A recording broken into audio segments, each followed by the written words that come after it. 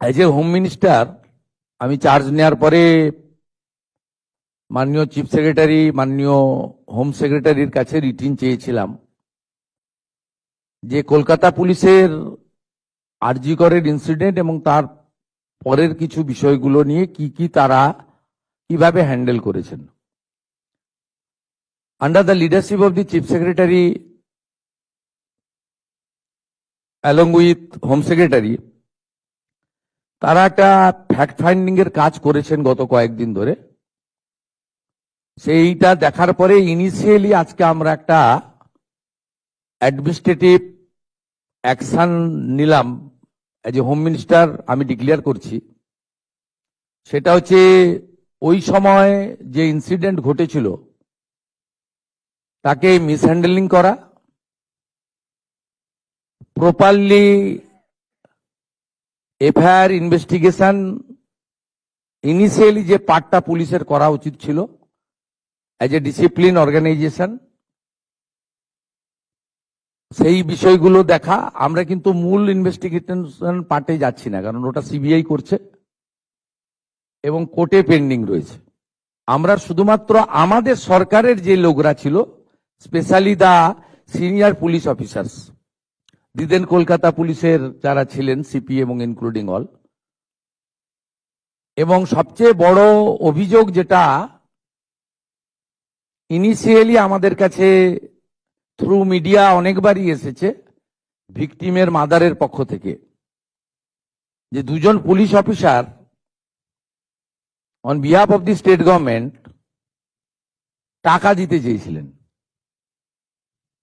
এটা তদন্ত করতে হবে যে অ্যালিগেশন কতটা, কিন্তু ইনিশিয়ালি আমরা মনে করি এই তদন্তগুলো করতে গেলে যাদের বিরুদ্ধে অভিযোগ পুলিশ আধিকারিক, তাদেরকে সাসপেনশনে রেখে তদন্ত করা উচিত, নইলে তদন্ত কখনো ট্রান্সপারেন্ট হতে পারে না। আমরা কিন্তু আবারও বলি, সিবিআইর পার্টটা আমরা ঢুকছি না। খুব ব্রুটাল রেপ অ্যান্ড কিলিং ওসব ওই পার্টটাতে আমরা ঢুকছি না। হাইকোর্ট সুপ্রিম কোর্টের অনেকগুলো গাইডলাইন আছে, ওই পার্টে ঢুকছি না। আমরা শুধু সিচুয়েশনটাকে মিসহ্যান্ডেলিং করা, offer financial one type of bribe on behalf of the কার পক্ষে নিয়েছেন ওনারা, যখন ইন্টারনাল ফ্যাক্ট ফাইন্ডিং হবে, ডিপার্টমেন্টাল ইনকোয়ারি হবে, তখন ওনাদের যাদের বিরুদ্ধে আমরা আজকে অ্যাকশন নিচ্ছি তার বক্তব্য নেব, এবং ভিকটিম ফ্যামিলি যদি চান তাদের বাড়িতে গিয়েও আমাদের অফিসাররা নিয়ে আসবে, এবং তার পারিপার্শ্বিক যা আছে ফোন কল রেকর্ড,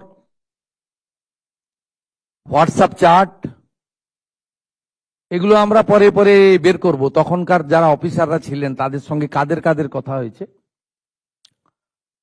কোন মন্ত্রী মুখ্যমন্ত্রী দিদেন টাইমে তাদের কোনো ইনস্ট্রাকশন ছিল কিনা, এগুলো আমরা সব বের করব। কারণ ওদের যে অফিসিয়াল এবং পার্সোনাল, সেটা আপনার ইনভেস্টিগেশনের পার্ট, কিন্তু আমরা ওই মিসহ্যান্ডেলিং আর পরিবারকে বেআইনিভাবে অর্থ অফার করা, আর একজন ডিসি তার প্রেস কনফারেন্সের অ্যাটিটিউড এবং language in front of media,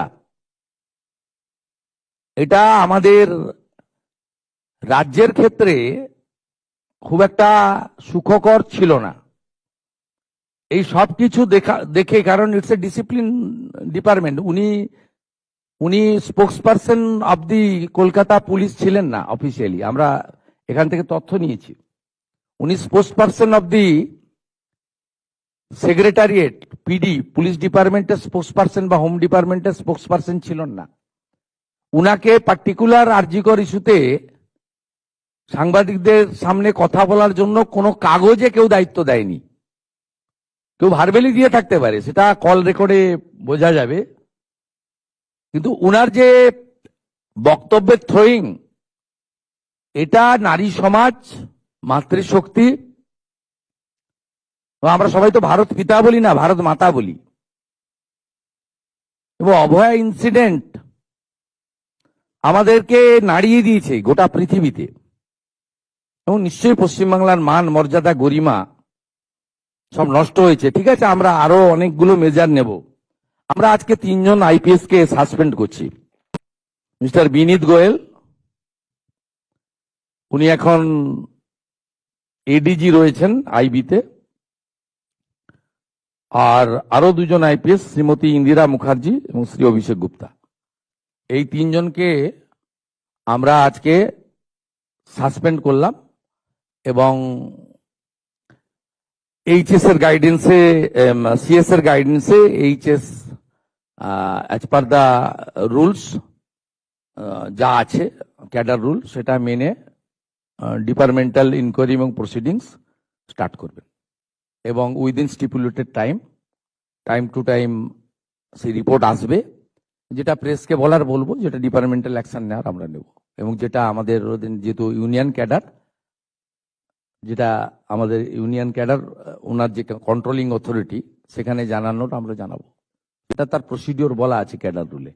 কিন্তু ইনিশিয়ালি আমরাই 3 জনকে সাসপেন্ড করলাম due to mishandling and offering bribe to the victim family and organized press conference without the permission from the appropriate authority. Mr. Binit Goel, Srimati Indira Mukherjee, Sri Abhishek Gupta.